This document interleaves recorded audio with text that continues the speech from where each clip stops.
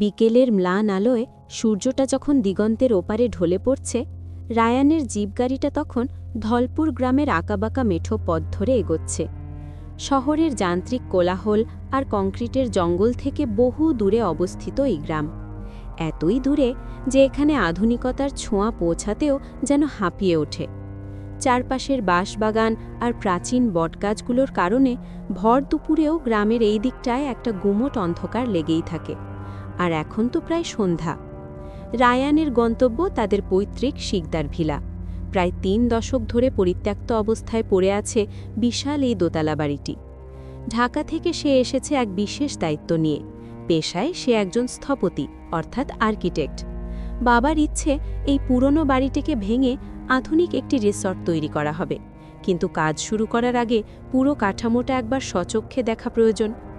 গাড়িটা যখন শিকদার বাড়ির বিশাল লোহার গেটের সামনে এসে থামল, চারপাশের নিস্তব্ধতা যেন রায়ানের কানে তালা লাগিয়ে দেওয়ার উপক্রম করল।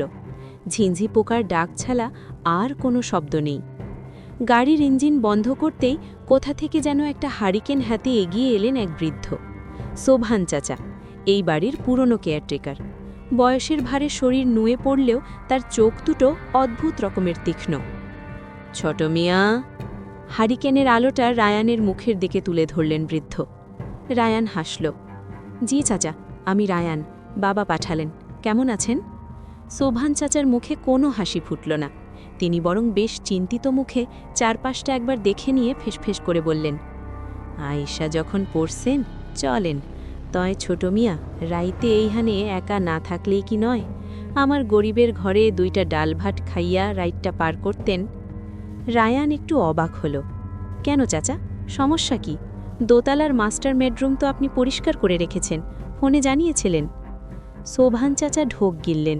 হারিকেনের আলোতে তার কপালের বলিরেখাগুলো যেন আরও স্পষ্ট হয়ে উঠল। পরিষ্কার করছি ঠিকই, কিন্তু এই বাড়ি একা থাকতে ভালোবাসে ছোট মিয়া। এখানকার যে পুরনো বাসিন্দা, সে নতুন কাউকে সহ্য করতে পারে না। তার ঘাড় বড় তেরা, একবার যার পিছে লাগে তারে আর ছাড়ে না। রায়ান মনে মনে হাসল। গ্রামের মানুষদের এই এক সমস্যা, পুরনো বাড়ি মানেই তাদের কাছে ভূতের আখড়া। সে একজন আধুনিক চিন্তাধারার মানুষ, বিজ্ঞান আর কংক্রিটের নকশা ছাড়া সে আর কিছুতে বিশ্বাস করে না। আপনি চিন্তা করবেন না চাচা, আমি ভূতপ্রেত ভয় পাই না। কাল সকালেই কনস্ট্রাকশনের লোক চলে আসবে। আপনি আজ রাতে বিশ্রাম নিন। সোভান চাচা আর কোনো কথা বাড়ালেন না। দীর্ঘশ্বাস ফেলে একটা ভারী মরিচা ধরা চাবির রিং রায়ানের হাতে ধরিয়ে দিয়ে ধীর পায়ে অন্ধকারে মিলিয়ে গেলেন। যাওয়ার আগে শুধু বলে গেলেন, রাইতে যাই ঘটুক, ঘরের দরজা খুলবেন না ছোট মিয়া। রায়ান চাবি দিয়ে সদর দরজাটা খুলল। দীর্ঘদিনের অব্যবহৃত ভারী কাঠের দরজাটা খোলার সময় ক্যাঁ অর করে এমন একটা শব্দ হলো, মনে হলো যেন পুরো বাড়িটা যন্ত্রণায় আর্তনাদ করে উঠল। ভেতরে পা রাখতেই ভ্যাপসা পুরনো ধুলো আর স্যাঁতস্যাঁতে একটা গন্ধ নাকে এসে লাগল। মোবাইলের ফ্ল্যাশলাইট জেলে রায়ান দেখল বিশাল ড্রয়িং রুমের মাঝখান দিয়ে একটি চওড়া কাঠের সিঁড়ি দোতলার দিকে উঠে গেছে। মাকুসার জাল আর ধুলোর আস্তরণে ঢাকা পুরো জায়গাটা। রায়ান নিজের প্রফেশনাল ডিএসএলআর ক্যামেরাটা বের করল।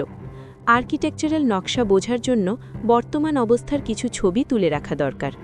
সে সিঁড়ির একদম নিচে দাঁড়িয়ে লেন্স তাক করল ওপরের দিকে। ক্লিক!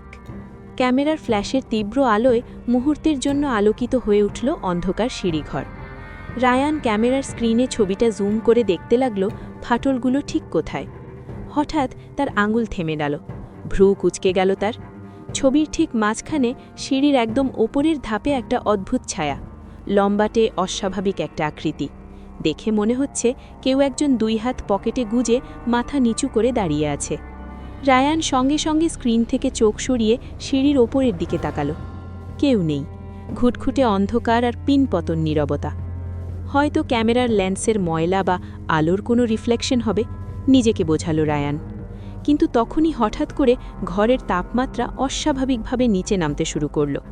রায়ানের মনে হলো তার ঘাড়ের ঠিক পেছনে খুব কাছ থেকে কেউ একজন কনকনে ঠান্ডা নিঃশ্বাস ছাড়ছে, আর সেই নিঃশ্বাসের সাথে ভেসে এলো একটা অস্পষ্ট ফিসফিসানি।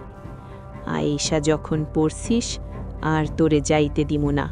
রায়ান বিদ্যুৎ স্পৃষ্টির মতো পেছনে ঘুরল।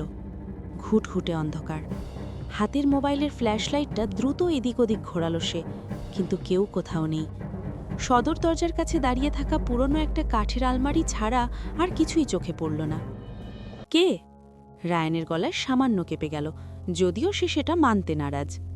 কোনো উত্তর এলো না, শুধু দূরের কোনো বাঁশঝাড় থেকে একটা রাত জাগা পাখির তীক্ষ্ণ ডাক ভেসে এলো। রায়ান দীর্ঘশ্বাস ফেলল। দীর্ঘ জার্নির ক্লান্তি আর এই স্যাঁতস্যাঁতে পরিবেশ তার মস্তিষ্কের সাথে প্রতারণা করছে। পুরনো বা পরিত্যক্ত বাড়িতে বাতাসের খসখস শব্দ অনেক সময় মানুষের কথার মতো শোনায়, এটা বিজ্ঞানেরই একটা অংশ, অ্যাকাস্টিক ইলিউশন বা শব্দভ্রম। নিজেকে এই অকাট্য যুক্তি দিয়ে শান্ত করে সে পা বাড়ালো দোতলার সিঁড়ির দিকে। প্রতিটা পদক্ষেপে কাঠের সিঁড়িগুলো ক্যাচ ক্যাচ শব্দ করে যেন তার আগমনকে প্রত্যাখ্যান করছে। দোতলায় উঠে হাতের বাঁ দিকের প্রথম ঘরটাই মাস্টার বেডরুম, শোভান চ্যাফা আগেই জানিয়েছিলেন। দরজা ঠেলে ভেতরে ঢুকল রায়ান। ঘরের মাঝখানে রাখা বিশাল এক সাবেকি আমলের মেহগানি কাঠের খাট, চারদিকে নকশা করা ভারী চারটে পায়া। খাটের একপাশে একটা পুরনো ড্রেসিং টেবিল, যার আয়নাটা বয়সুর ভারী জায়গায় জায়গায় ঘোলাটে হয়ে গেছে। শোভান চাচা একটা তোষক আর পরিষ্কার চাদর বিছিয়ে রেখেছেন খাটের ওপর, সাথে একটা হারিকেন জ্বলছে টিমটিম করে। রায়ান নিজের ট্র্যাভেল ব্যাগটা এক কোণে নামিয়ে রাখল। জেনারেটরের ব্যবস্থা কাল সকালে হবে, আজকের রাতটাই হারিকেন আর পাওয়ার ব্যাংকের ভরসাতেই কাটাতে হবে। সে ল্যাপটপটা বের করে ডিএসএলআর থেকে মেমোরি কার্ডটা লাগালো। সিঁড়িতে তোলা ছবিটা বড় স্ক্রিনে দেখতে হবে। ছবিটা খুলতেই রায়ানের কপালে আবার ভাঁজ পড়ল। সিঁড়ির ওপরের ধাপে সেই কালো ছায়াটা এখনও স্পষ্ট। জুম করতেই ছায়াটা ফেটে গেল, পিক্সেলগুলো অস্পষ্ট হয়ে গেল, কিন্তু একটা জিনিস খুব পরিষ্কার, ওটা আলোর কোনো সাধারণ রিফ্লেকশন নয়, একটা অবয়ব। ঠিক যেন ঘাড়টা অস্বাভাবিকভাবে একপাশে বাঁকিয়ে কেউ একজন দাঁড়িয়ে আছে। হঠাৎ ল্যাপটপের স্ক্রিনটা কেঁপে উঠল। ব্যাটারিতে এখনও 70% চার্জ দেখাচ্ছে, কিন্তু স্ক্রিনটা একবার দপদপ করে কোনো কারণ ছাড়াই পুরোপুরি ব্ল্যাকআউট হয়ে গেল। শিট! বিরক্তি নিয়ে ল্যাপটপের ডালা বন্ধ করল রায়ান। পুরনো বাড়ির অতিরিক্ত ড্যাম্পনেস হয়তো ইলেকট্রনিক্সে প্রভাব ফেলছে। রাত তখন বাজে প্রায় 1টা। বাইরে বাতাসের বেগ বেড়েছে। পুরনো জানালার কপাটগুলো মাঝে মাঝেই শব্দ করে কাঁপছে। রায়ান জামাকাপড় পাল্টে খাটে শরীর এলিয়ে দিল। খাটটা অদ্ভুত রকমের ঠান্ডা, যেন কোনো কাঠের ওপর নয়, বরফের চাইয়ের ওপর শুয়ে আছে সে। চোখ বন্ধ করতেই তার মনে হলো ঘরের আবহাওয়া ভারী হয়ে আসছে, সেই সাথে নাকে আসছে একটা অদ্ভুত সোদা গন্ধ, অনেক দিনের পুরনো পোড়ামাটি আর কাঁচা মাংসের মিশ্রিত একটা বমি আসা গন্ধ। ক্লান্তির কারণে কখন যে তার চোখ লেগে এসেছিল সে নিজেই জানে না। হঠাৎ মাঝরাতে ঘুমটা ভেঙে গেল রায়ানের। ঘরটা এখন সম্পূর্ণ অন্ধকার, হারিকেনের তেল ফুরিয়ে নিভে গেছে, কিন্তু রায়ান টের পেল সে নড়তে পারছে না। তার বুকের ওপর যেন ভারী একটা পাথর কেউ চেপে ধরেছে। স্লিপ প্যারালিসিস বা বোবায় ধরা। সে প্রাণপণ চেষ্টা করল হাত পা নাড়ানোর, গলায় আওয়াজ বের করার, কিন্তু পারল না। তার দৃষ্টি আটকে রইল অন্ধকারের দিকে। ঠিক তখনই তার কান তীক্ষ্ণ হয়ে উঠল। খাটটার ঠিক নিচ থেকে একটা শব্দ আসছে, খস খস খস। কেউ যেন লম্বা নখ দিয়ে মেঝের কাঠ খুব ধীর লয়ে আছড়াচ্ছে। রায়ানের হৃৎপিণ্ড গলার কাছে এসে ধুকপুক করতে লাগল। ঘামে ভিজে যাচ্ছে তার কপাল। সে আর চোখে তাকালো ঘরের ড্রেসিং টেবিলটার দিকে। বাইরের চাঁদের আলো জানালার ফাঁক গলে একটুখানি এসে পড়েছে ড্রেসিং টেবিলের ঘোলাটে আয়নাটায়। আয়নার ভেতর দিয়ে খাটের তলার একটা অংশ দেখা যাচ্ছে, আর সেখানেই সে দেখল সেটাকে। ঘুটঘুটে অন্ধকারের ভেতর জলজল করছে একজোড়া চোখ, টকটকে লাল রঙের চোখ। মানুষের চোখ এমন হতে পারে না, কোনো পশুর চোখের জলজলে ভাবও এমন নয়। চোখ দুটো পলকহীনভাবে তাকিয়ে আছে সরাসরি আয়নার দিকে, অর্থাৎ আয়নার ভেতর দিয়ে রায়ানের দিকে। হঠাৎ ল্যাপটপের স্ক্রিনটা কেঁপে উঠল। ব্যাটারিতে এখনও 70% চার্জ দেখাচ্ছে, কিন্তু স্ক্রিনটা একবার দপদপ করে কোনো কারণ ছাড়াই পুরোপুরি ব্ল্যাকআউট হয়ে গেল। শিট! বিরক্তি নিয়ে ল্যাপটপের ডালা বন্ধ করল রায়ান। পুরনো বাড়ির অতিরিক্ত ড্যাম্পনেস হয়তো ইলেকট্রনিক্সে প্রভাব ফেলছে। রাত তখন বাজে প্রায় 1টা। বাইরে বাতাসের বেগ বেড়েছে। পুরনো জানালার কপাটগুলো মাঝে মাঝেই শব্দ করে কাঁপছে। রায়ান জামাকাপড় পাল্টে খাটে শরীর এলিয়ে দিল। খাটটা অদ্ভুত রকমের ঠান্ডা, যেন কোনো কাঠের উপর নয়, বরফের চাইয়ের উপর শুয়ে আছে সে। চোখ বন্ধ করতেই তার মনে হলো ঘরের আবহাওয়া ভারী হয়ে আসছে, সেই সাথে নাকে আসছে একটা অদ্ভুত সোদা গন্ধ, অনেক দিনের পুরনো পোড়া মাটি আর কাঁচা মাংসের মিশ্রিত একটা বমি আসা গন্ধ। ক্লান্তির কারণে কখন যে তার চোখ লেগে এসেছিল সে নিজেই জানে না। হঠাৎ মাঝরাতে ঘুমটা ভেঙে গেল রায়ানের। ঘরটা এখন সম্পূর্ণ অন্ধকার। হারিকেনের তেল ফুরিয়ে নিভে গেছে, কিন্তু রায়ান টের পেল সে নড়তে পারছে না। তার বুকের ওপর যেন ভারী একটা পাথর কেউ চেপে ধরেছে। স্লিপ প্যারালিসিস বা বোবায় ধরা? সে প্রাণপণ চেষ্টা করল হাত পা নাড়ানোর, গলায় আওয়াজ বের করার, কিন্তু পারল না। তার দৃষ্টি আটকে রইল অন্ধকারের দিকে। ঠিক তখনই তার কান তীক্ষ্ণ হয়ে উঠল। খাটটার ঠিক নিচ থেকে একটা শব্দ আসছে, খস খস খস। কেউ যেন লম্বা নখ দিয়ে মেঝের কাঠ খুব ধীর লয়ে আঁচড়াচ্ছে। রায়ানের হৃৎপিণ্ড গলার কাছে এসে ধুকপুক করতে লাগল। ঘামে ভিজে যাচ্ছে তার কপাল। সে আর চোখে তাকালো ঘরের ড্রেসিং টেবিলটার দিকে। বাইরের চাঁদের আলো জানালার ভাগ গলে একটুখানি এসে পড়েছে ড্রেসিং টেবিলের ঘোলাটে আয়নাটায়। আয়নার ভেতর দিয়ে খাটের তলার একটা অংশ দেখা যাচ্ছে, আর সেখানেই সে দেখল সেটাকে।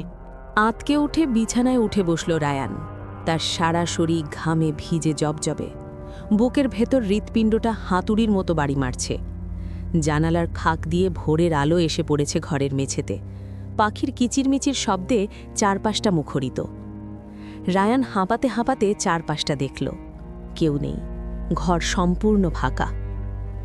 স্বপ্ন, একটা বাজে দুঃস্বপ্ন মাত্র। 2 হাত দিয়ে মুখ ঢেকে নিজেকে সান্ত্বনা দেবার চেষ্টা করল সে। স্লিপ প্যারালাইসিস হলে মানুষ অনেক সময় হ্যালুসিনেট করে বা দৃষ্টিবিভ্রমের শিকার হয়। ডাক্তারি ভাষায় একে হিপনোগজিক হ্যালুসিনেশন বলে। দীর্ঘশ্বাস ফেলে খাট থেকে নামতে যাবে, ঠিক তখনই তার দৃষ্টি আটকে গেল ডান পায়ের গোড়ালিতে। রায়ানের মেরুদণ্ড বেয়ে এক শীতল স্রোত নেমে গেল। পায়ের গোড়ালির ঠিক যেখানটায় রাতের বেলা সেই বরফ শীতল হাতটা চেপে ধরেছিল, সেখানে স্পষ্ট কালশিটে পড়ে আছে 3টে লম্বাটে অস্বাভাবিক সরু আঙুলের নীলচে দাগ। কোনো দুঃস্বপ্ন মানুষের শরীরে এভাবে কালশিটে ফেলে যেতে পারে না। দরজায় কড়া নাড়ার শব্দে চমকে উঠল রায়ান। ছোট মিয়া, উইঠা পড়েন, সকাল হইছে, চা আনসি। সোহবান চাচার গলা। রায়ান দ্রুত পেন্টের পাটিটা নিচে নামিয়ে গোড়ালির দাগটা ঢেকে ফেলল। দরজা খুলতেই দেখল সোহবান চাচা হাতে একটা ফ্লাস্ক আর চায়ের কাপ নিয়ে দাঁড়িয়ে আছেন। চাচার চোখে মুখে এক ধরনের স্বস্তির ছাপ, যেন রায়ানকে জ্যান্ত দেখতে পেয়ে তিনি অবাক হয়েছেন। চায়ে চুমুক দিতে দিতে রায়ান ড্রয়িং রুমে এসে দাঁড়াল। দিনের আলোয় বাড়িটাকে ততটা ভয়ঙ্কর লাগছে না, তবে স্যাঁতস্যাঁতে গুমোট ভাবটা এখনও কাটেনি। চাচা, একটা কথা জিজ্ঞেস করব? রায়ান গলার স্বর স্বাভাবিক রাখার আপ্রাণ চেষ্টা করল। কন? কাল রাতে আপনি বলেছিলেন এই বাড়ির পুরনো বাসিন্দার ঘাড় নাকি বড় তেড়া, এর মানে কি? সোহবান চাচা চায়ের কাপটা নামিয়ে রাখলেন। তার মুখটা ফ্যাকাশে হয়ে গেল। এদিক ওদিক তাকিয়ে গলা নামিয়ে বললেন, ওরে গ্রামের মাইনসে ঘাড় তেড়া জিন ডাকে 2টা কারণে ছোট মিয়া। প্রথম কারণ হইল ওর জেদ। ও খুব ঘাড় তেড়া স্বভাবের। একবার যা ধরব তার ছাড়ব না। ওরে তারাইতে আইসা এখন পর্যন্ত 3 জন বড় বড় হুজুর রক্ত বমি কইরা মারা গেছে। ও কারও বশ্যতা মাইনা নেয় না। রায়ান ঢোক গিলল। আর দ্বিতীয় কারণ? সোহবান চাচা মেঝের দিকে তাকিয়ে ফিসফিস করে বললেন, দ্বিতীয় কারণ হইল ওর চেহারা। যারা ওরে দেখছে তারা কেউ বাইচা নাই ঠিকই, তয় মরার আগে বলছিল ওর ঘাড়টা নাকি ডান দিকে একদম 90 ডিগ্রি মাকানো। ঘাড় মটকানো অবস্থায় ও হাঁটে।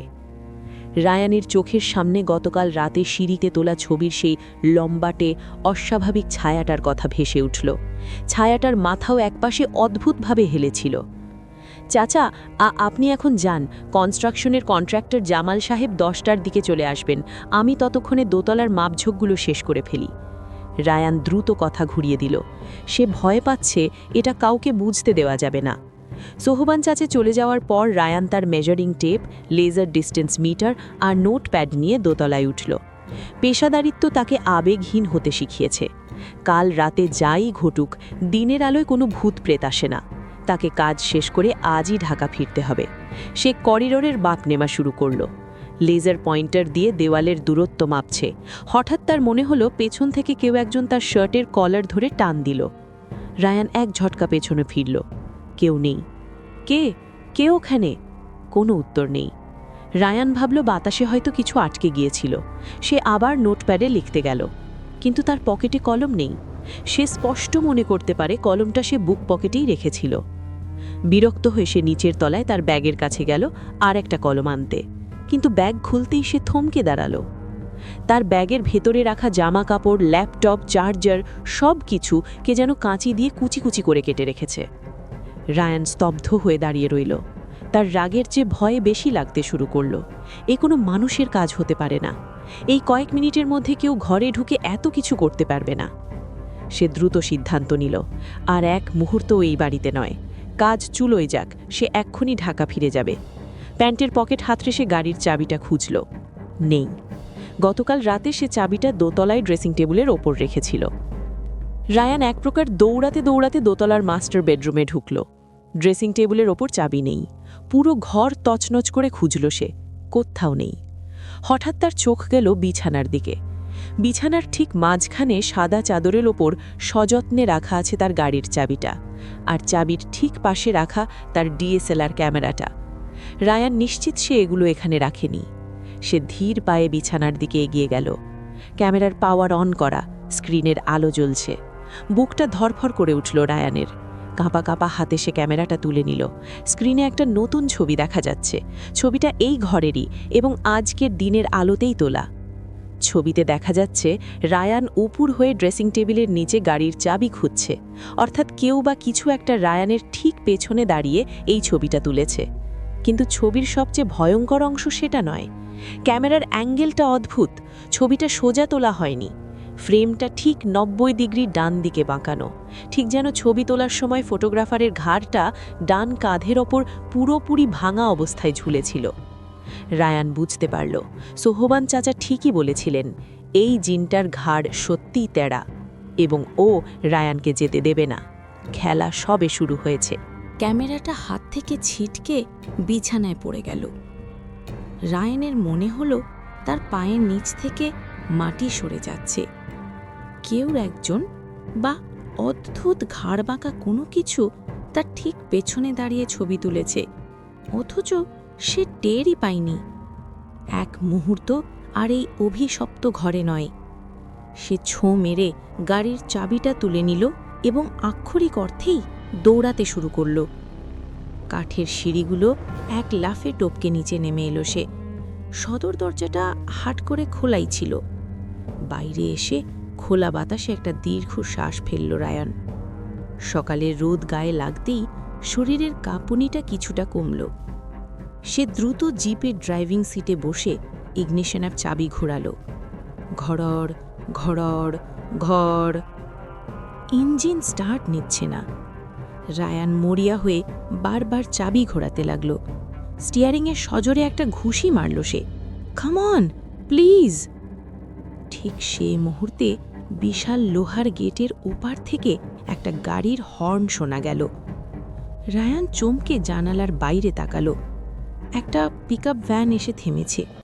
ভ্যান থেকে নামল মোটাসোটা এক লোক, মাথায় হলুদ হেলমেট, হাতে ব্লুপ্রিন্টের রোল। কন্ট্রাক্টর জামাল সাহেব, সাথে দুজন শ্রমিক। রায়ান গাড়ি থেকে নেমে দ্রুত গেটের তালা খুলে দিল। অন্য মানুষদের উপস্থিতিতে তার স্নায়ুর চাপ এক ধাক্কায় অনেকটা কমে গেল। আরে রায়ান সাহেব, সালাম, কি অবস্থা? ঢাকা থেকে কবে আইলেন? আপনার বাবার সাথে তো আমার সব কথা ফাইনাল। চলেন নকশাটা একবার মিলাইয়া দেখি কোন দেওয়ালগুলা ভাঙন লাগব। রায়ান ঠোক কিনল। তার মস্তিষ্ক বলছে এক্ষুনি এই জায়গা ছেড়ে পালাতে, কিন্তু দিনের আলো, জামাল সাহেবের স্বাভাবিক কথাবার্তা আর পেশাদারিত্বের দায়বদ্ধতা তাকে আটকে দিল। সে ভাবল, আর তো মাত্র কয়েকটা ঘন্টা। এদের সাথে ঘুরে মাপঝোঁক শেষ করে দুপুরেই সে ঢাকা রওনা দেবে। চলুন, রায়ান গলাটা পরিষ্কার করে বলল। জামাল সাহেব আর তার দুই লোক, রহিম আর কাদের, বাড়ির ভেতরে ঢুকল। তারা খুবই স্বাভাবিক, তাদের চোখে মুখে কোনো ভয়ের ছাপ নেই।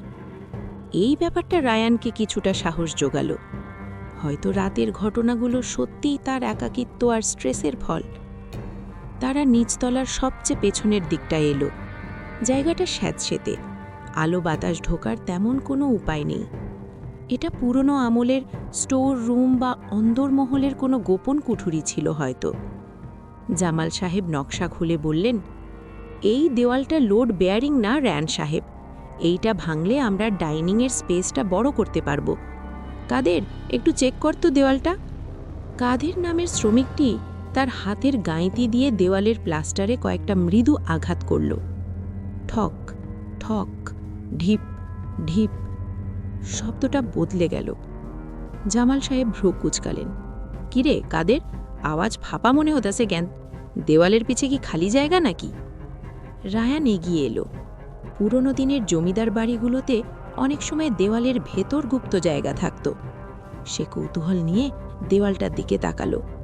স্যাঁতসেঁতে প্লাস্টারের ওপর শ্যাওলা পড়ে আছে। স্যার, আমি একটু জোরে বাড়ি দিয়ে দেখবুম? কাদের জিজ্ঞেস করল। রায়ান কিছু বলার আগেই তার কান তীক্ষ্ণ হয়ে উঠল। কাদের আর জামাল সাহেব নিজেদের মধ্যে কথা বলছে, কিন্তু এর মাঝেই রায়ান অন্য একটা শব্দ শুনতে পাচ্ছে, খুব অস্পষ্ট একটা ফিসফিসানি। শব্দটা আসছে ঠিক তার সামনের ওই শ্যাওলা ধরা দেওয়ালটার ভেতর থেকে। রায়ান হাত তুলে জামাল সাহেবকে থামতে ইশারা করল। শশ, চুপ করুন তো একটু। জামাল সাহেব অবাক হয়ে চুপ করে গেলেন। রায়ান দেওয়ালটার একদম কাছে এগিয়ে গেল।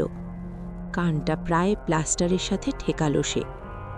দেওয়ালের ওপার থেকে শব্দটা এবার স্পষ্ট হল, যেন দুটো খসখসে পাথর একে অপরের সাথে ঘষলে যেমন আওয়াজ হয়, ঠিক তেমন একটা গলার স্বর। যাস নাই, তুই তো যাস নাই। রায়ানের রক্ত হিম হয়ে গেল। কেউ একজন দেওয়ালের ভেতর থেকে তাকে উদ্দেশ্য করে কথা বলছে। রক্ত, কাঁচা রক্ত, আমার বড্ড খিদে রে রায়ান। নিজের নামটা শুনতে পেয়ে রায়ান ছিটকে পিছিয়ে আসতে চাইল, কিন্তু পারল না। তার মনে হলো কোনো এক অদৃশ্য শক্তি তাকে দেওয়ালের সাথে আঠার মতো আটকে রেখেছে। ঠিক সেই মুহূর্তে কাদের গাঁইতি দিয়ে সজোরে একটা কোপ বসালো দেওয়ালের ঠিক মাঝখানে। ক্রাক! একটা বিকট শব্দে দেওয়ালের পুরনো ইট আর প্লাস্টার ভেঙে খসে পড়ল। কিন্তু দেওয়ালের ভেতর থেকে কোনো ইট পাথর বা ধুলো বেরিয়ে এলো না। বেরিয়ে এলো গাঢ় দুর্গন্ধযুক্ত কালো রঙের একটা তরল পদার্থ, ঠিক যেমন জমাট বাঁধা পুরনো রক্ত। তরলটা ছিটকে এসে পড়ল কাদেরের মুখে। আহ! কাদের একটা চিৎকার দিয়ে নিজের মুখ দুই হাত দিয়ে চেপে মাটিতে লুটিয়ে পড়ল। তার আঙুলের ফাঁক দিয়ে ধোঁয়া বেরোতে শুরু করল, যেন অ্যাসিড ছোড়া হয়েছে তার মুখে। জামাল সাহেব আর রহিম আতঙ্কে জমে গেছে। রায়ান পাথরের মতো দাঁড়িয়ে রইল। দেওয়ালের ভাঙা গর্তটার ভেতরে ঘুটঘুটে অন্ধকার, কিন্তু সেই অন্ধকারের ভেতর থেকে স্পষ্ট শোনা গেল একটা খ্যারখ্যারে পৈশাচিক হাসি। আর গর্তের ঠিক ভেতর দিয়ে ধীরে ধীরে উঁকি দিল নীলচে অস্বাভাবিক লম্বা দুটো আঙুল। কাদেনের গগনবিদারী চিৎকারে শিকদার ভেলার নিস্তব্ধতা কাঁচের মতো টুকরো টুকরো হয়ে ভেঙে পড়ল। তার মুখের ডান পাশটা আক্ষরিক অর্থেই গলে যাচ্ছে। মাংস পোড়ার উৎকট দুর্গন্ধে ড্রয়িং রুমের বাতাস ভারী হয়ে উঠল। দেওয়ালের গর্ত থেকে উঁকি দেওয়া সেই নীলচে অস্বাভাবিক লম্বা আঙুলগুলো ততক্ষণে অন্ধকারের ভেতর মিলিয়ে গেছে। পালাও, ওরে জলদি গাড়িতে তোল! জামাল সাহেবের গলা ভয়ে চিড়ে গেছে। রায়ান পাথরের মতো জমেছিল। রহিমের ধাক্কায় তার সম্বিত ফিরল। তিনজনে মিলে যন্ত্রণায় ছটফট করতে থাকা কাদেরকে পাজাকোলা করে তুলল। আর এক মুহূর্তও এই অভিশপ্ত বাড়ির ভেতরে নয়। তারা দৌড়াতে দৌড়াতে গেটের বাইরে রাখা জামাল সাহেবের পিকআপ ভ্যানের কাছে পৌঁছাল। কাদেরকে পেছনের সিটে শুইয়ে দিয়ে জামাল সাহেব ড্রাইভিং সিটে লাফিয়ে পড়লেন। রায়ান বসল সামনের সিটে। জলদি টানেন জামাল সাহেব, ওকে হাসপাতালে নিতে হবে! রায়ান চেঁচিয়ে উঠল। পিকআপ ভ্যান হুঙ্কার দিয়ে স্টার্ট নিল। ধুলো উড়িয়ে মেঠো পথ ধরে এগোতে শুরু করল গাড়ি। কিন্তু মিনিট পাঁচেক যাওয়ার পরই রায়ানের বুকটা ধক করে উঠল। বিকেল মাত্র 4টে বাজে, অথচ চারপাশটা অস্বাভাবিক দ্রুততায় অন্ধকার হয়ে আসছে। আকাশ ঘন কালো মেঘে ঢেকে গেছে। মেঠো পথের দুপাশের বাঁশবাগানগুলো থেকে এমন একটা সোঁদা গুমোট কুয়াশা ধেয়ে আসছে যে কয়েক হাত দূরের রাস্তাও আর দেখা যাচ্ছে না। হঠাৎ একটা বিকট মর্মর শব্দ হলো। ব্রেক! ব্রেক করেন! রায়ান চিৎকার করে উঠল। জামাল সাহেব সজোরে ব্রেক কষলেন। গাড়ির টায়ার রাস্তার ধুলোয় ঘষে গিয়ে তীক্ষ্ণ আওয়াজ তুলল। গাড়ির বনেটের ঠিক এক হাত সামনে বিশাল এক পুরনো কড়ই গাছ শেকড় শুদ্ধ উপরে আছড়ে পড়েছে রাস্তার ওপর। যাওয়ার আর কোনো পথ নেই। তারা আটকা পড়েছে। গ্রাম থেকে বেরোবার একমাত্র রাস্তাটা বন্ধ। রায়ান গাড়ি থেকে নেমে দেখল গাছটা সরানোর কোনো উপায় নেই। ঠিক তখনই তার কানে এলো পেছনের সিট থেকে রহিমের ফুঁপিয়ে কাঁদার শব্দ। ভাইজান, কাদের ভাই তো আর নড়তাছে না। কাদের অজ্ঞান হয়ে গেছে, তার শ্বাস প্রশ্বাস অত্যন্ত ক্ষীণ, তাকে বাঁচানো দরকার। উপায় না দেখে বাধ্য হয়ে গাড়ি ঘুরিয়ে আবার সেই শিকদার ভিলাতেই ফিরে আসতে হলো তাদের। বাড়ির উঠোনে শোভান চাচা দাঁড়িয়েছিলেন, তার হাতে একটা পুরনো হারিকেন। আকাশ ততক্ষণে রাতের মতো কালো হয়ে গেছে। কাদেরের অবস্থা আর রায়নের ফ্যাকাশে মুখ দেখে শোভান চাচা দীর্ঘশ্বাস ফেললেন। সর্বনাশ করছেন আপনারা। আমি কইছিলাম না এই বাড়ির দেওয়াল ভাঙবেন না? ওরে আপনারা জাগাইয়া দিছেন ছোট মিয়া। বৃদ্ধের গলা কাঁপছে। রায়ান রাগে আর হতাশায় ফেটে পড়ল। চাচা, এখন এসব কথা রাখার সময় না। গ্রামের কোনো ডাক্তার আছে? ওকে জলদি দেখতে হবে। রহিমরে পাঠাইছে পাশের গ্রামে পল্লী চিকিৎসক গফুররে ডাকতে, কিন্তু এই ঘুটঘুটটা আন্ধারেও কতক্ষণে আসব কে জানে। শোভান চাচা হারিকেনের আলোটা উঁচু করে আকাশের দিকে তাকালেন। মেঘের আড়ালে ঢাকা পড়া আকাশের দিকে তাকিয়ে বিড়বিড় করে বললেন, আই অমাবস্যা, চাঁদের আলো একটুও নাই। এই রাত্রে ওর শক্তি সবচেয়ে বেশি। ও আজ রক্ত ছাড়া শান্ত হইব না। রাত 11টা। শিকদার ভিলার নিচতলার সবচেয়ে বড় ঘরটায় তারা সবাই জড়ো হয়েছে। কাদেরকে একটা তোষকির ওপর শোয়ানো হয়েছে, তার মুখটা কাপড় দিয়ে ঢাকা।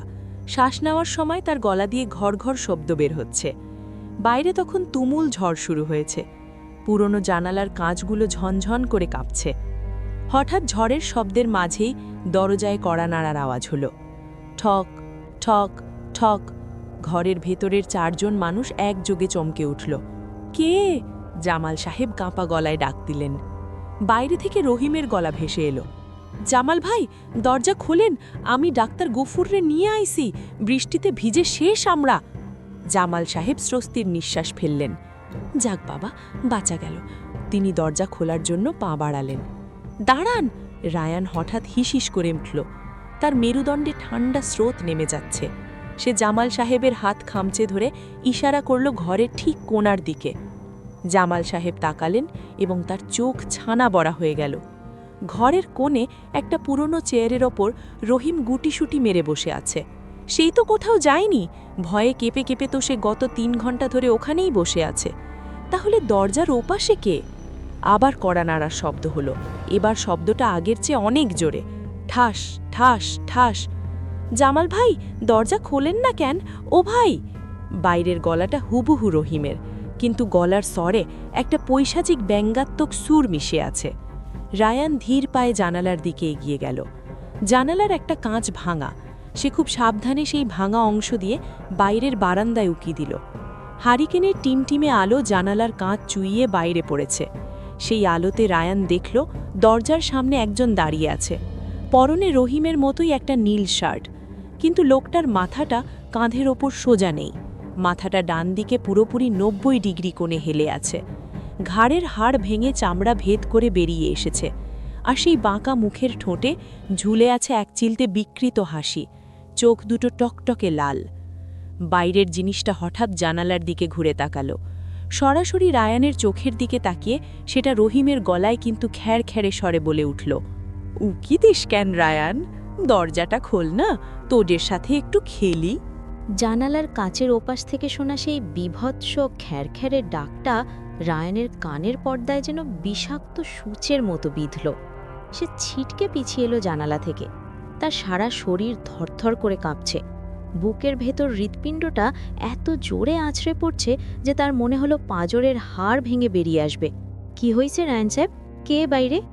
জামাল সাহেব কাঁপা গলায় জিজ্ঞেস করলেন।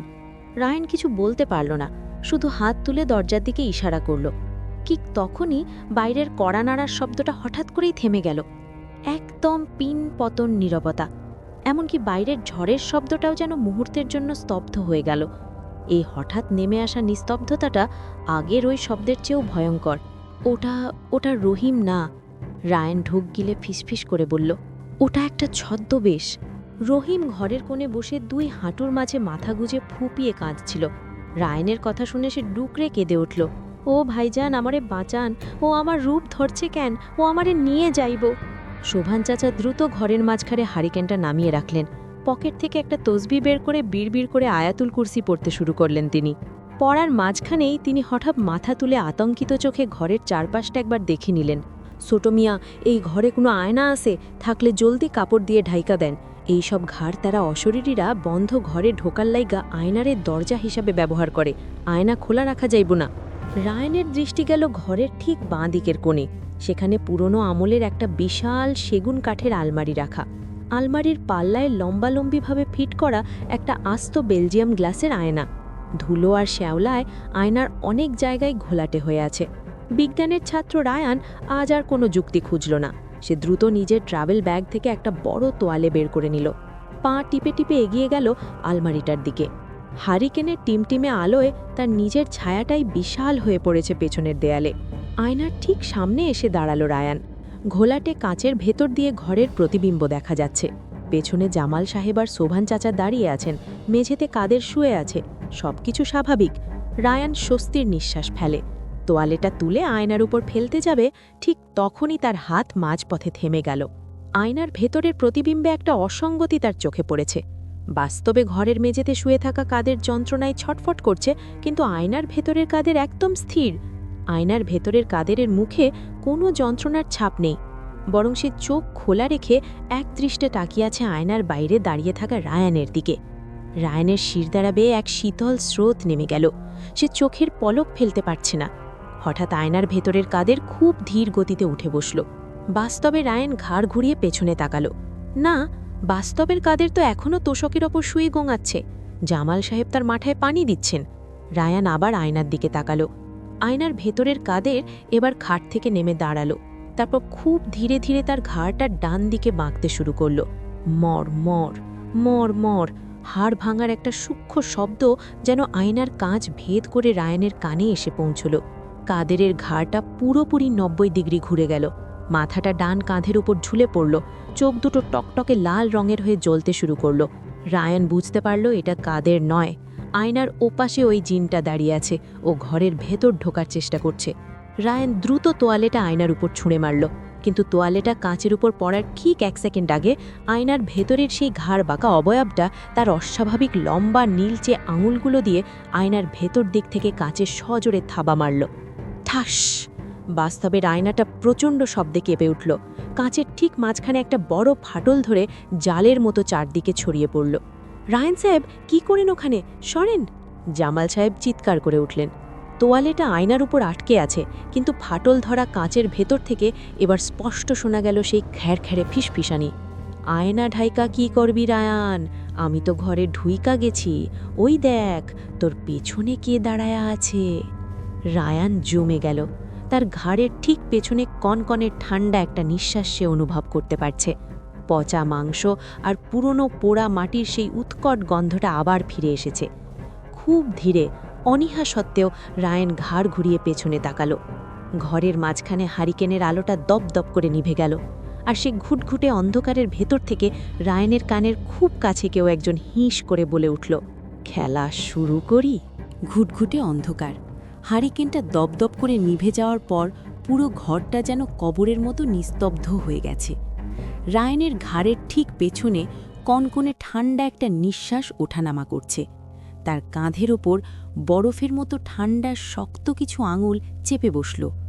পচা মাংসের উৎকট গন্ধে রায়ানের পেট গুলিয়ে উঠল। সে নড়তে পারছে না, চিৎকারও করতে পারছে না। হঠাৎ অন্ধকারের বুক চিরে সুভান চাচার বয়স্ক কিন্তু দৃঢ় কণ্ঠস্বর গর্জে উঠল, ইয়া হাইয়ু ইয়া কাইয়ুম। সাত করে একটা দেশলাইয়ের কাঠি জ্বলে উঠল। ছোট্ট সেই হলুদ আলোতে রায়ান দেখল শোভান চাচা তার হাতের তসবিটা সজোরে ছুঁড়ে মারলেন রায়ানের ঠিক পেছনের অন্ধকার শূন্যস্থানটায়। একটা হিস হিসে আর্তনাদ শোনা গেল, ঠিক যেন ফুটন্ত তেলের ওপর পানির ছিটা পড়লে যেমন শব্দ হয়। রায়ানের কাঁধ থেকে সেই শীতল স্পর্শটা মুহূর্তেই উধাও হয়ে গেল। রায়ান ছিটকে সামনের দিকে পড়ে গেল। জামাল সাহেব কাঁপা হাতে নিজের মোবাইলের ফ্ল্যাশ লাইট জ্বাললেন। আলোটা ঘরের চারদিকে ঘোরাতেই দেখা গেল তারা ছাড়া আর কেউ নেই ঘরে। আয়নার ফাটলটা ঠিক আগের মতোই আছে। ছোট মিয়া, ঠিক আছেন? সুভান চাচা হাঁপাতে হাঁপাতে এগিয়ে এলেন। রায়ান ঘামে ভেজা মুখটা মুছে কোনো মতে মাথা নাড়ল। ঠিক তখনই সদর দরজায় ভারী কিছুর আঘাতের শব্দ হলো। দড়াম দড়াম দড়াম।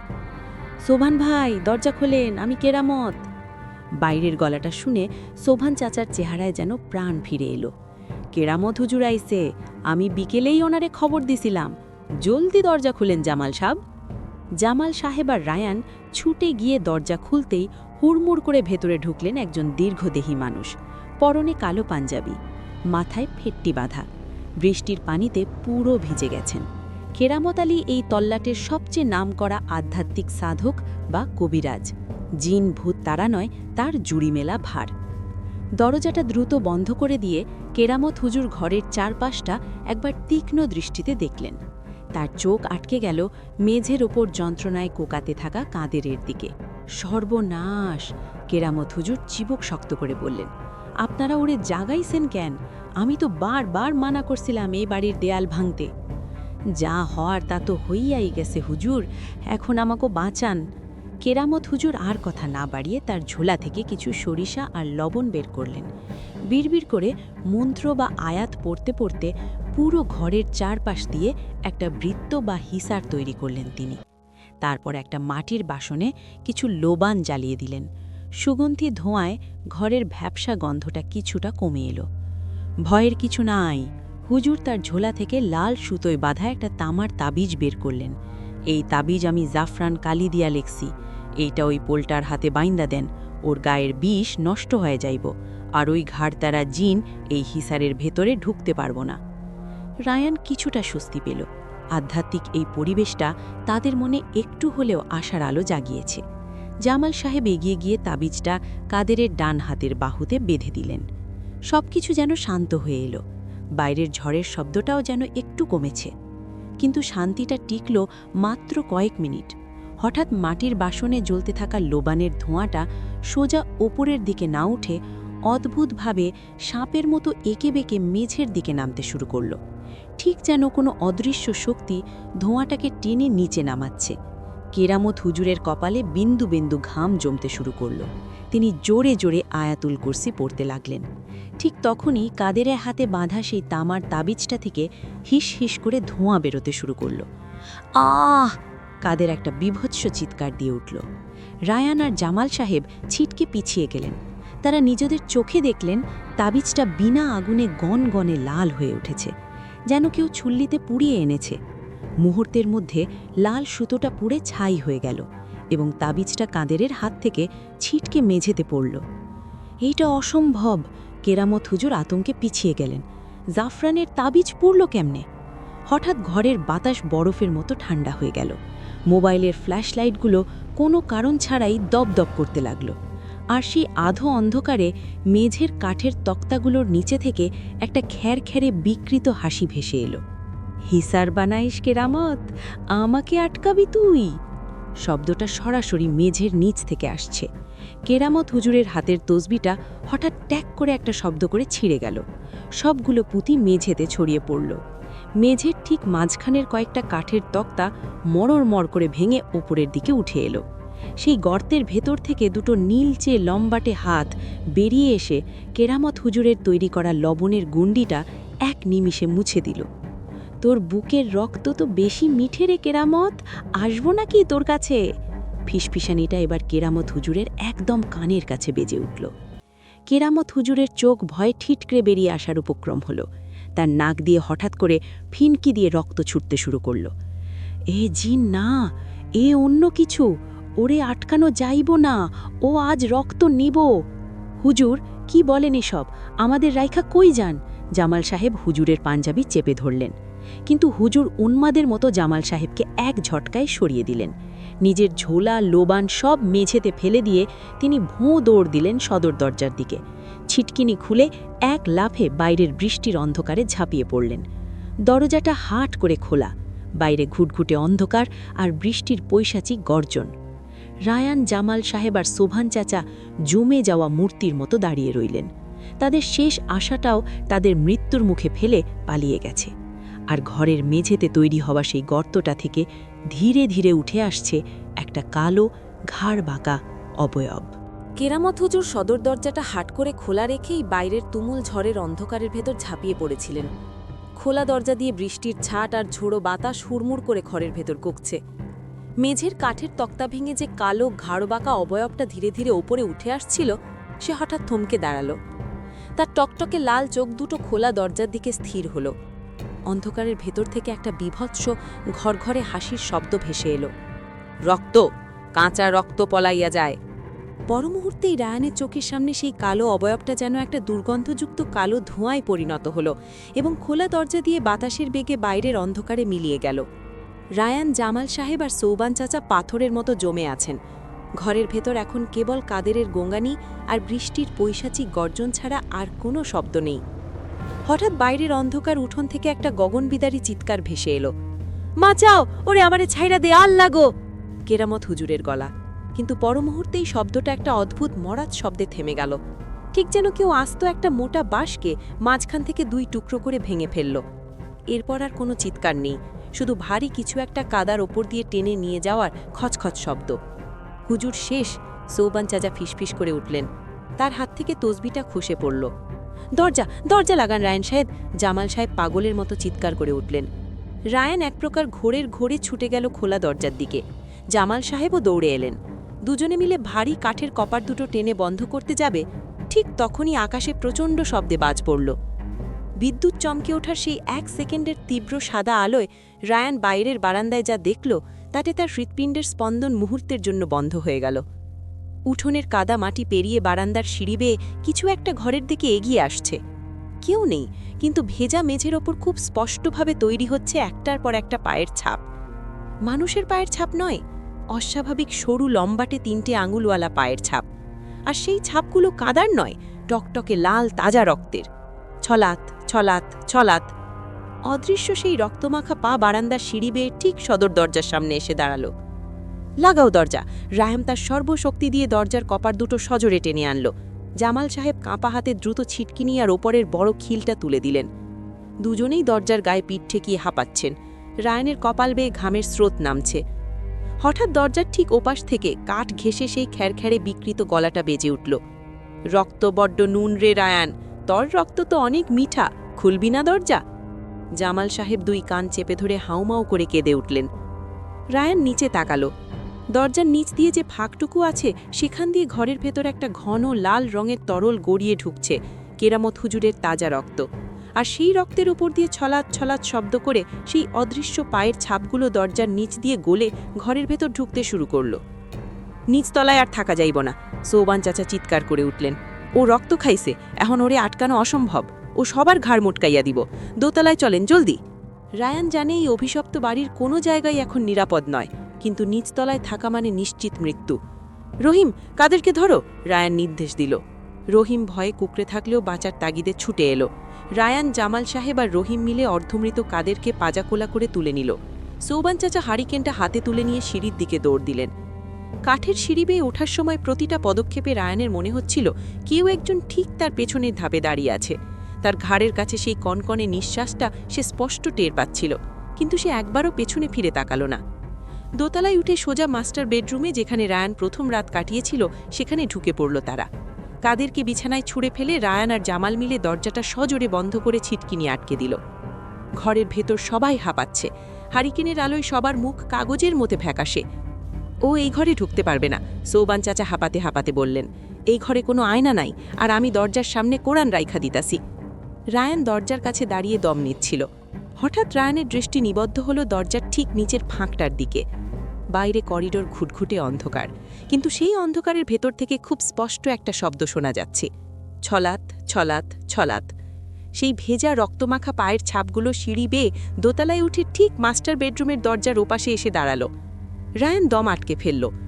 দরজার নিচ দিয়ে খুব ধীর গতিতে একটা নীলচে অস্বাভাবিক লম্বা আঙুল ভেতরের দিকে গলে এলো, আর সেই আঙুলের ডগায় লেগে থাকা এক ফোঁটা তাজা রক্ত মেঝের উপর টপ করে ঝরে পড়ল।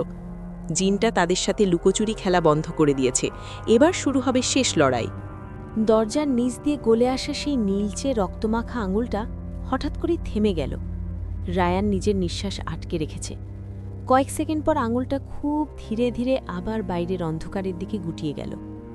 দরজার ওপাশ থেকে কোনো শব্দ আসছে না, শোভান চাচা দ্রুত পকেট থেকে একটা ছোট পকেট কুরান বের করে দরজার ঠিক চৌঘাটের কাছে রাখলেন।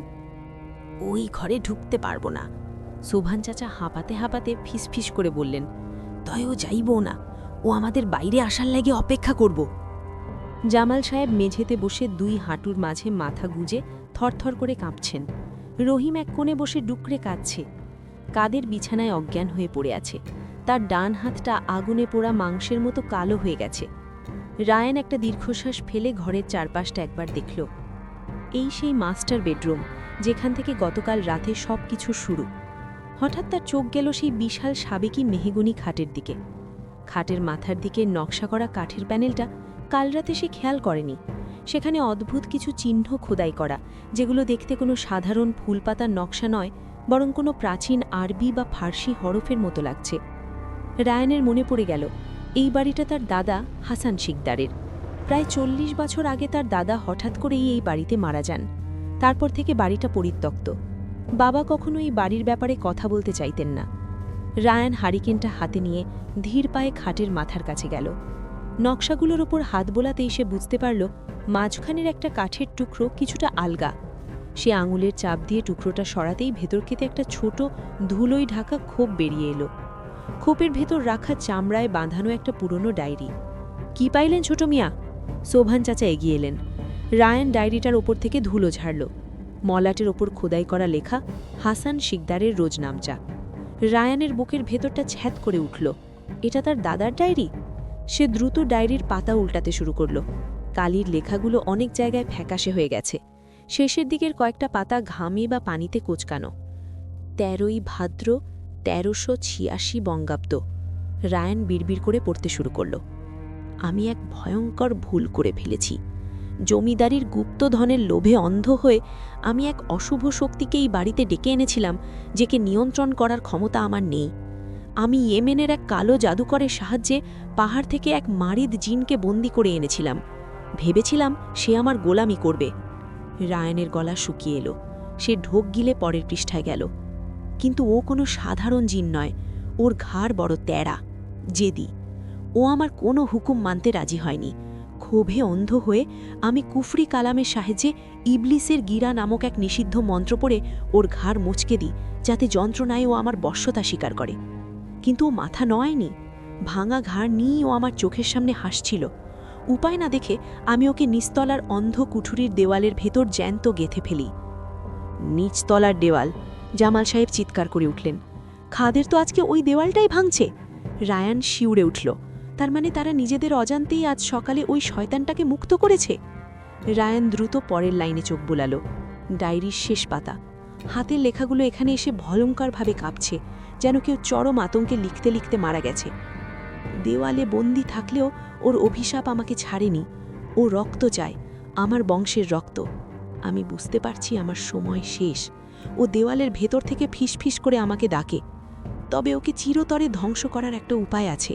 যদি আমারই বংশের কেউ কোনো অমাবস্যার রাতে এই ঘরে নাবিল চক্র বা আগুনের গণ্ডি তৈরি করে ওর সাথে চুক্তি করার অভিনয় করে, তবেই ওকে বোতলে বা তাবিজের ভেতর বন্দি করা সম্ভব।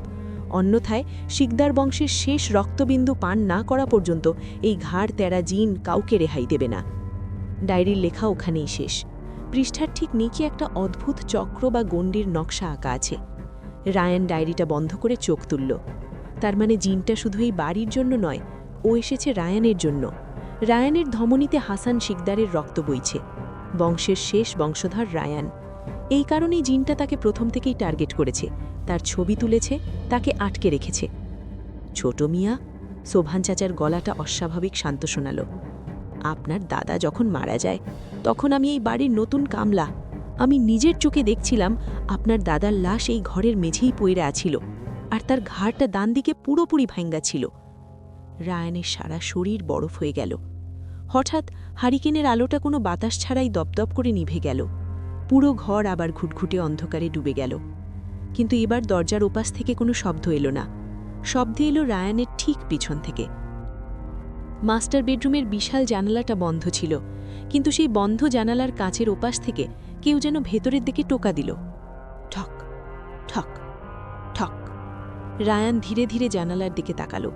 বাইরে অমাবস্যার নিকষ কালো অন্ধকার, কিন্তু সেই অন্ধকারের ভেতর জানালার কাঁচের ওপাশে একটা মুখ উল্টো হয়ে ঝুলছে। জিনটা ছাদ থেকে উল্টো হয়ে জানালার কাচের সাথে তার ভাগা 90 ডিগ্রি বাঁকানো মুখটা চেপে ধরে আছে, আর জানালার কাঁচ ভেদ করে সেই খ্যারখ্যারে ফিসফিসানিটা ঘরের ভেতর প্রতিধ্বনিত হলো। তোর দাদার রক্তটা বড্ড তেতো ছিল রে রায়ান, তুই কি আসবি নাকি আমি ভেতরে আসব? বন্ধ জানালার ওপাশ থেকে জিনটার উল্টো হয়ে থাকা মুখ আর টকটকে লাল চোখ দুটো রায়ানের শিরদাঁড়া দিয়ে বরফ শীতল স্রোত বইয়ে দিল। জানালার কাছে ফাতল ধরতে শুরু করেছে। ক্র্যাক ক্র্যাক, কাঁচের ওপর জিনটার লম্বাটে নীলচে নখগুলো ধীরে ধীরে আঁচড় কাটছে।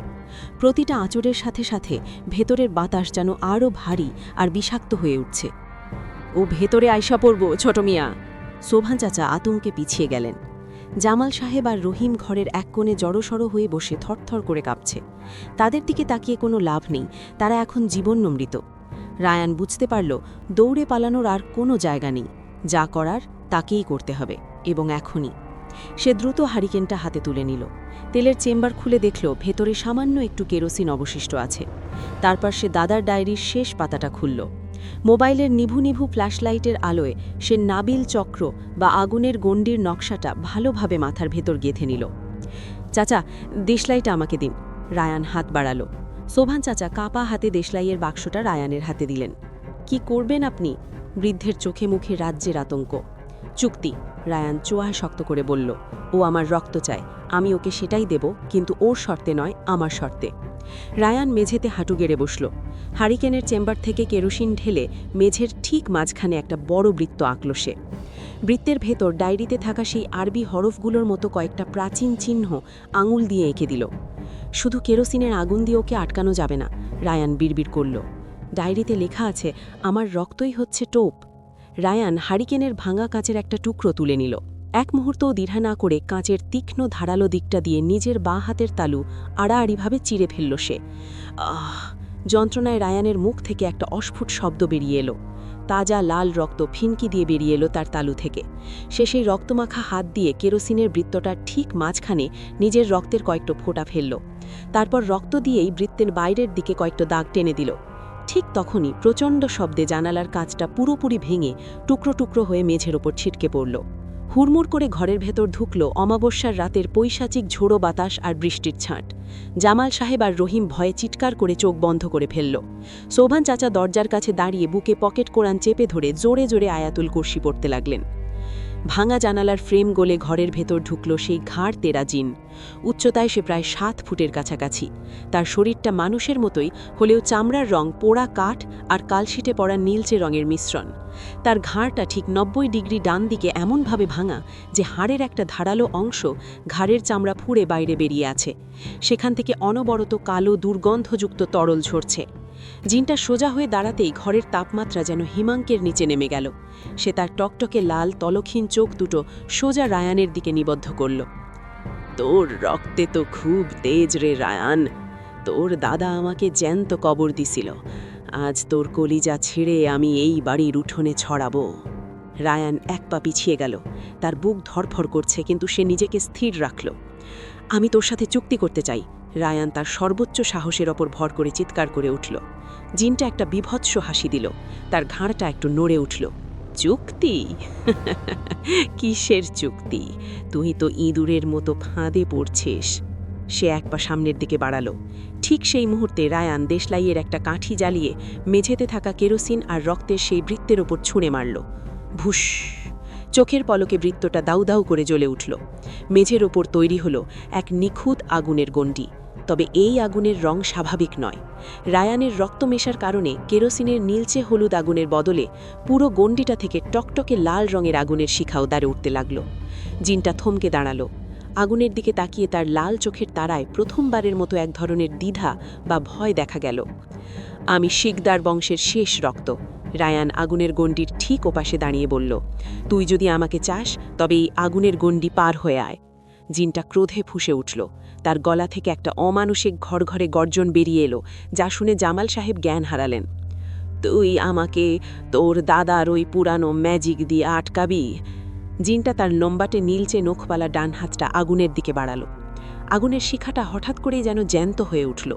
আগুনের একটা লাল চাবুক সজোরে আছড়ে পড়ল জিনটার হাতের ওপর। আহ! ফুটন্ত তেলের ছ্যাঁকা খাওয়ার মতো একটা তীক্ষ্ণ আর্তনাদ করে জিনটা হাত গুটিয়ে নিল। তার হাতের চামড়া পুড়ে কালো ধোঁয়া বেরোতে শুরু করেছে। রায়ান বুঝতে পারল ডায়েরির নকশা কাজ করছে। নাবিল চক্র জিনটাকে আটকে ফেলেছে। তোর ক্ষমতা এই পর্যন্তই, রায়ান আত্মবিশ্বাসের সঙ্গে বলে উঠল। এবার আমি তোকে চিরতরে বোতলবন্দি করব। সে ডায়েরি থেকে পরবর্তী মন্ত্রটা পড়ার জন্য পাতা উল্টালো। কিন্তু রায়ানের কথা শেষ হবার আগেই জিনটার আর্তনাদ একটা বিভৎস ব্যঙ্গাত্মক হাসিতে পরিণত হল।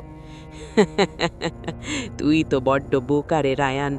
জিনটা তার ভাঙা ঘাড়টা নিয়ে অদ্ভুতভাবে দুলতে দুলতে হাসতে লাগল। তোর দাদা আমাকে একটা কথা বলছিল জানিস, এই নাবিল চক্র নাকি শুধু অমাবস্যার রাতেই কাজ করে। রায়ান ভ্রু কুচকাল। আজ তো অমাবস্যার রাতি, তাই নাকি? জিনটার হাসি আরও চওড়া হলো। সে তার লম্বাটে আঙুল দিয়ে খোলা জানালার দিকে ইশারা করল। রায়ান জানালার বাইরে তাকালো। বৃষ্টির বেগ অনেকটা কমে এসেছে। মেঘ সরে যাচ্ছে, আর সেই সরে যাওয়া কালো মেঘের ফাঁক দিয়ে আকাশে উকি দিচ্ছে সরু এক ফালে রূপালি চাঁদ। অমাবস্যার সময় শেষ, দ্বিতীয়ার চাঁদ উঠে গেছে। রায়ান চমকে মেঝের দিকে তাকালো।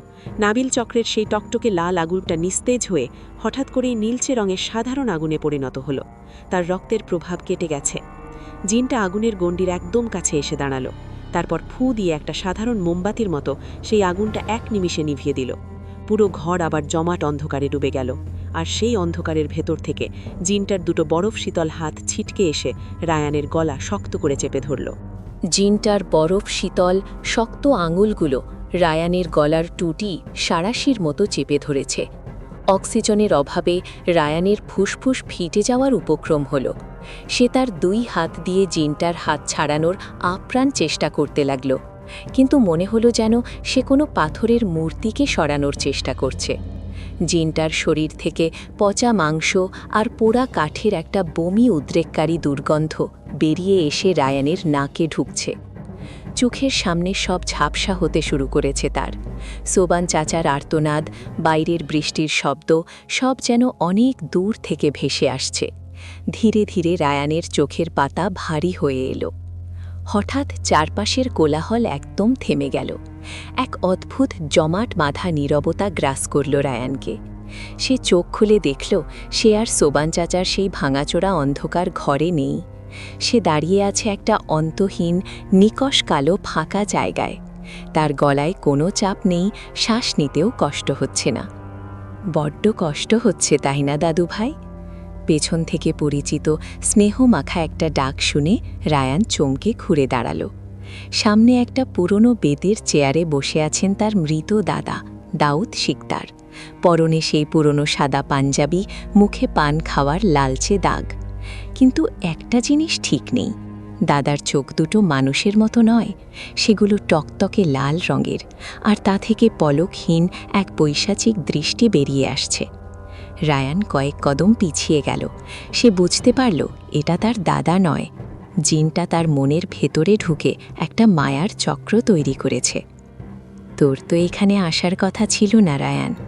জিনটা দাদার গলাতেই কথা বলতে লাগল, তবে তাতে অদ্ভুত একটা প্রতিধ্বনি মেশানো। তুই তো শহরের ছিলে, এই জংধরা গ্রাম, এই অভিশাপ, এগুলো তো তোর নেওয়ার কথা ছিল না। তোর দাদা নিজের জেদের বসে এই বিপদ ডেকে এনেছিল। এখন তুইও একই ভুল করছিস। রায়ান কোনো কথা না বলে স্থির হয়ে দাঁড়িয়ে রইল। তার মস্তিষ্ক দ্রুত কাজ করছে। জিনটা চেয়ার থেকে উঠে দাঁড়ালো। তোর ওই বন্ধুদের দেখ, ভয়ে জ্ঞান হারিয়েছে। সোবান বুড়োটাও বাঁচবে না। কাল সকালে গ্রামবাসী এই ঘরে তোদের সবার নীল হয়ে যাওয়া লাশ পাবে। কিন্তু তুই চাইলে সব ঠিক হয়ে যেতে পারে। কি চাস তুই? রায়ান মনের সমস্ত জোর একত্র করে দাঁতে দাঁত চেপে বলল। জিনটার মুখে একটা কুৎসিত হাসি ফুটে উঠল। খুব সামান্য জিনিস, তোর কাছে থাকা ওই ডায়েরিটা আমাকে দিয়ে দে, আর আমাকে কথা দে শিকদার বাড়ির চৌকাঠে তুই আর কোনো দিন পা রাখবি না। আমি তোদের সবাইকে অক্ষত অবস্থায় এই রাতেই ঢাকায় ফিরে যাওয়ার সুযোগ দেব। এই গ্রাম আমার, আমাকে আমার মতো রাজত্ব করতে দে। রায়ানের মনের ভেতর একটা মুহূর্তের জন্য দ্বিধা কাজ করল। জিনটার শক্তি অপরিসীম, শারীরিক লড়াইয়ে ওকে হারানো অসম্ভব। ডায়েরিটা দিয়ে দিলে অন্তত জামাল সাহেব, রহিম আর সোবান চাচা বেঁচে যাবে, সে নিজেও প্রাণে বেঁচে ঢাকা ফিরে যেতে পারবে। কিন্তু ঠিক তখনই রায়ানের বাঁ হাতের তালুতে একটা তীব্র জ্বালা করে উঠল। সে নিচে তাকিয়ে দেখল তার চিরে ফেলা হাতের তালু থেকে তখনও রক্ত ঝরছে। এই রক্ত আর তীব্র ব্যথাটাই তাকে মনে করিয়ে দিল যে সে এখনও বাস্তব দুনিয়ার সাথে যুক্ত। তার দাদার ডায়েরির একটা কথা হঠাৎ রায়ানের মনে পড়ে গেল। শয়তান যখন তোমায় মৃত্যুর ভয় দেখাবে আর মুক্তির প্রলোভন দেবে, তখন সে আসলে সবচেয়ে দুর্বল থাকে, কারণ সে জানে তোমার ভেতরের ইমানের গণ্ডি ভাঙতে না পারলে সে তোমায় হারাতে পারবে না। রায়ান বুঝতে পারল এই পুরো মায়ার চক্রটা জিনটার শেষ চাল। নশ্বর দেহের কাছে হার মানার আগে এটা মানুষের আত্মাকে কিনে নেওয়ার চেষ্টা। তুই মিথ্যা বলছিস। রায়ান সোজা জিনটার লাল চোখের দিকে তাকিয়ে গর্জে উঠল। শয়তানের চুক্তিতে কোনো মুক্তি নেই, তুই আমাদের কাউকেই বাঁচতে দিবি না। তোর এত বড় স্পর্ধা। জিনটার দাদার রূপটা গলিত মোমের মতো খসে পড়তে শুরু করল।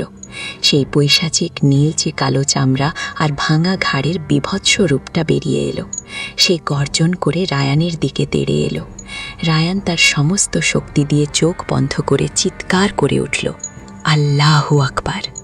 চোখের পলকে মায়ার চক্র কাঁচের মতো ভেঙে চুরমার হয়ে গেল। রায়ান আবার বাস্তবে ফিরে এলো। সে মেঝেতে পড়ে আছে, আর জিনটার বরফ শীতল হাত তখনও তার গলায়। কিন্তু রায়ানের জ্ঞান ফিরে আসায় তার শরীরের রিফ্লেক্স বিদ্যুৎ বেগে কাজ করে উঠল। তার ডান হাতে তখনও হারিকেনের সেই ভাঙা ধারালো কাছের টুকরোটা ধরা ছিল। জীবনের শেষ মরিয়া চেষ্টায় রায়ান কাছের টুকরোটা সজোরে গেঁথে দিল জিনটার ঘাড়ের ঠিক সেই জায়গাটিতে যেখান থেকে তার ভাঙা হাড়টা চামড়া ফুঁড়ে বেরিয়েছিল। জিনটা একটা বিকট আকাশ ফাটানো আর্তনাদ করে রায়ানকে ছেড়ে দিয়ে ছিটকে পেছনে সরে গেল। ঘাড়ের ক্ষতস্থান থেকে গল গল করে কালো আলকাত্রার মতো দুর্গন্ধযুক্ত তরল বেরিয়ে মেঝের ওপর পড়তে লাগল। রায়ান ফ্লোরের ওপর উপুর হয়ে পড়ে পাগলের মতো কাশতে লাগল। ফুসফুস ভরে তাজা বাতাস টেনে নিচ্ছে সে।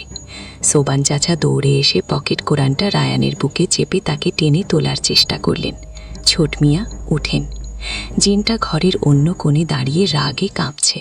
তার ঘাড়ের হাড় থেকে কাচের টুকরোটা সে এক ঝটকায় টেনে বের করে ছুঁড়ে ফেলল। তার লাল চোখ দুটো দিয়ে যেন আক্ষরিক অর্থে আগুন ঝরছে। তুই তোর নিজের কবর নিজেই খুঁড়লে রায়ান। জিনটার গলা এবার পুরো ঘরের পুরনো দেওয়ালগুলোকে থরথর করে কাঁপিয়ে দিল। এখন তুই দেখবি নরক কাকে বলে। সে তার দুই হাত দুই পাশে প্রসারিত করে ওপরের দিকে তুলল। হঠাৎ করেই ঘরের মেঝের তলা থেকে একটা অদ্ভুত ভারী গোঙানির মতো শব্দ উঠে আসতে লাগলো। মনে হতে লাগলো যেন মাটির নিচ থেকে শত শত মৃত আত্মা একযোগে মাটি খুঁড়ে ওপরে ওঠার চেষ্টা করছে। মেঝের মাটি আর ইটগুলো কাঁপতে কাঁপতে ফাটতে শুরু করেছে।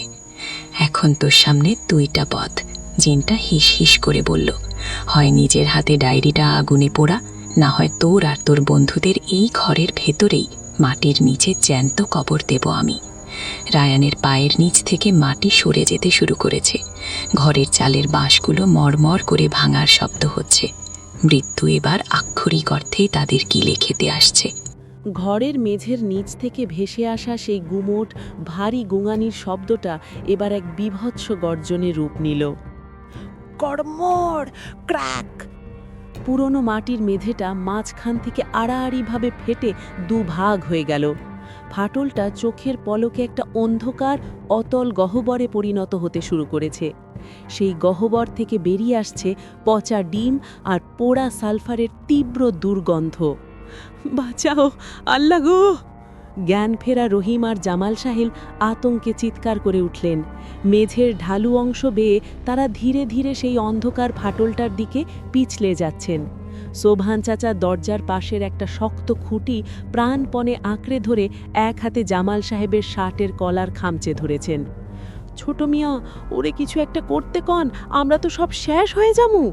সোবহান চাচার গলা ভেঙে একাকার।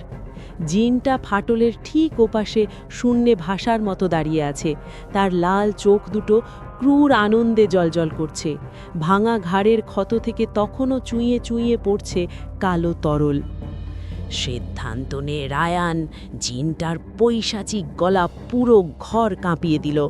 ওই ডায়েরিটা ফাটলের আগুনে ফেলে দে, আমার কাছে মাথা নত কর, নইলে তোদের সবার কবর আমি এই গহ্বরেই দেব, চুক্তি নাকি মৃত্যু। রায়ান হাঁটু গেড়ে বসে আছে, তার বাঁ হাতের তালু থেকে তখনও ফোঁটায় ফোঁটায় রক্ত ঝরছে। ডান হাতে শক্ত করে ধরা দাদার সেই ডায়েরিটা। মৃত্যু আর মাত্র কয়েক ইঞ্চি দূরে। ফাটলের গভীর থেকে আগুনের হলকা উঠে আসছে। রায়ানের চোখ ডায়েরির পাতার উপর আটকে গেল। এই ডায়েরিটা সে গত কয়েকদিন ধরে বহুবার পড়েছে, কিন্তু এই মুহূর্তে মৃত্যুর মুখোমুখি দাঁড়িয়ে ডায়েরির শেষ পাতাটার একটা অদ্ভুত নকশা তার নজর কাড়ল। নকশাটা একটা সম্পূর্ণ ফাঁকা বৃত্ত। বৃত্তের নিচে পুরনো আরবি ক্যালিগ্রাফিতে জট পাকানো কয়েকটা শব্দ লেখা। আগে সে এই শব্দগুলোর কোনো অর্থ বুঝতে পারেনি, কিন্তু আজ এই চরম বিপদের মুহূর্তে তার দাদার বলা একটা পুরনো কথা হঠাৎ তার কানে বাজতে শুরু করল। শয়তানকে মারার কোনো অস্ত্র নেই দাদুভাই, কিন্তু ওর শেকল আছে। প্রতিটা অশুভ শক্তির একটা আসল নাম থাকে, সেই নাম আর শিকদার বংশের রক্ত, এই দুটো এক হলে শয়তান নিজেই নিজের খাঁচায় বন্দী হয়।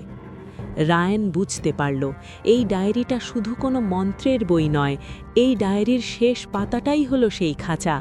তার দাদা নিজের শেষ বয়সে দুর্বল হয়ে পড়ায় এই বৃত্তে নিজের রক্ত দিয়ে জিনটাকে বন্দি করে যেতে পারেননি। কি ভাবছিস এত? জিনটা অধৈর্য হয়ে গর্জে উঠল।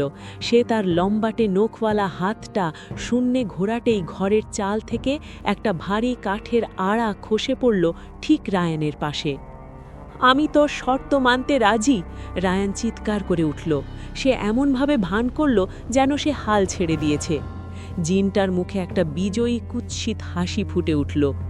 খুব ভালো, ডায়েরিটা ফেলে দে নিচে। রায়ান ধীরে ধীরে উঠে দাঁড়ালো। সে ডায়েরিটা হাতে নিয়ে ফাটলের দিকে এক পা এগোল। জিনটা ডায়েরিটা ধ্বংস হওয়ার অপেক্ষায় তীক্ষ্ণ দৃষ্টিতে তাকিয়ে আছে।